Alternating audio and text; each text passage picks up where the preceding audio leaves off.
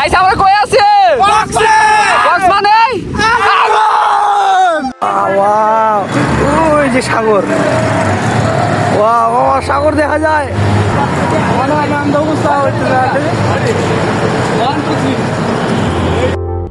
এটি হলো কক্সবাজারের ডলফিন মোড়। দেশের যে কোনো প্রান্ত থেকে কক্সবাজারে আসা একদম সহজ।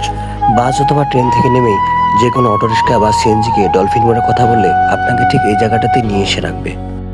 আর ডলফিন মোড় থেকেই সমুদ্র স্পষ্ট দেখা যায় এবং সমুদ্রের গর্জন শোনা যায়। এটি পৃথিবীর দীর্ঘতম বালুময় সমুদ্র সৈকত, যার দৈর্ঘ্য প্রায় 120 কিলোমিটার। এটি বাংলাদেশে অবস্থিত, যা আমাদের একটি গৌরবের ব্যাপার। আরামবাগ জেলা ঠাকুরগাঁও থেকে কক্সবাজারের দূরত্ব 800 কিলোমিটার। হাতের বাম দিক দিয়ে যে রাস্তাটা চলে গেছে, মূলত এটি হলো মেরিন ড্রাইভ রোড। এটি হলো কক্সবাজারের মুখ্যম পয়েন্ট।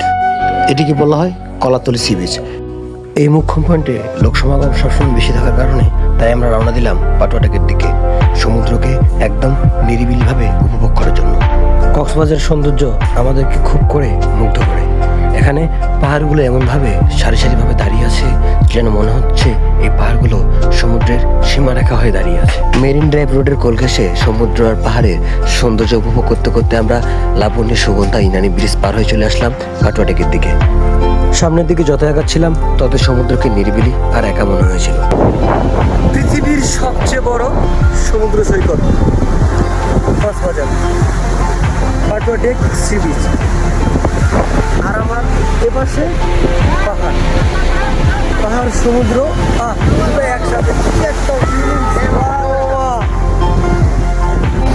পাটুয়াটেক আসার পরে দেখলাম সারি সারিভাবে অনেকগুলো পাথর, তাই দেখে অনেক হাঁটার লোক হচ্ছিল। সমুদ্রে গেলে কান্না মন চায় সমুদ্রের ঢেউয়ের সঙ্গে পা মিলিয়ে একটু হাঁটতে, তাই একটুখানি পা মিলিয়ে হাঁটার চেষ্টা করছিলাম।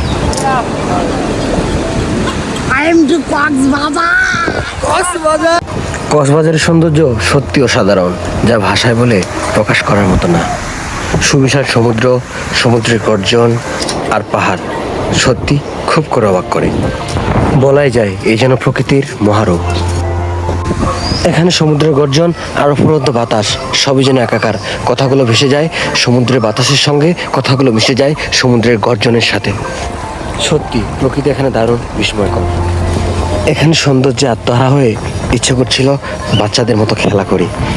এভাবে হাঁটতে হাঁটতে এক সময় মুখ থেকে বেরিয়ে যায় অজান্তে গান।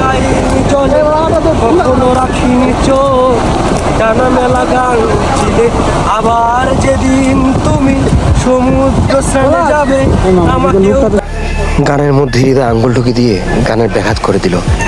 তারপর আবার সমুদ্র ব্রিজে হাঁটতে হাঁটতে মেরে দিলাম শাহরুখ খানের স্টাইল।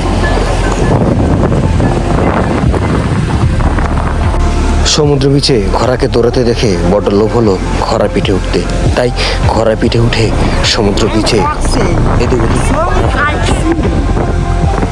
সাগরের এই উদারতা দেখে নিজেকে অনেক উদার মনে হচ্ছিল নিজেকে ভাসিয়ে দিই এই সাগরের মধ্যে।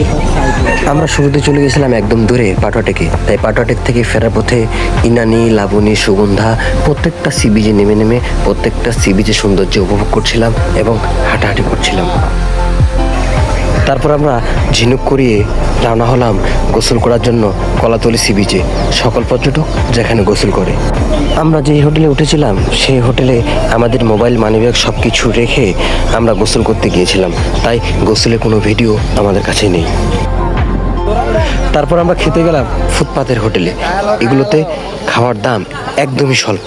সামুদ্রিক টাটকা মাছ, সাথে ডিম আর মুরগি, সঙ্গে আনলিমিটেড ভাত, একদমই ছিল সুস্বাদু। তারপর আবার হোটেল থেকে হাঁটতে হাঁটতে চলে গেলাম কলাতলি সি বিচে রাতের সমুদ্র উপভোগ করার জন্য।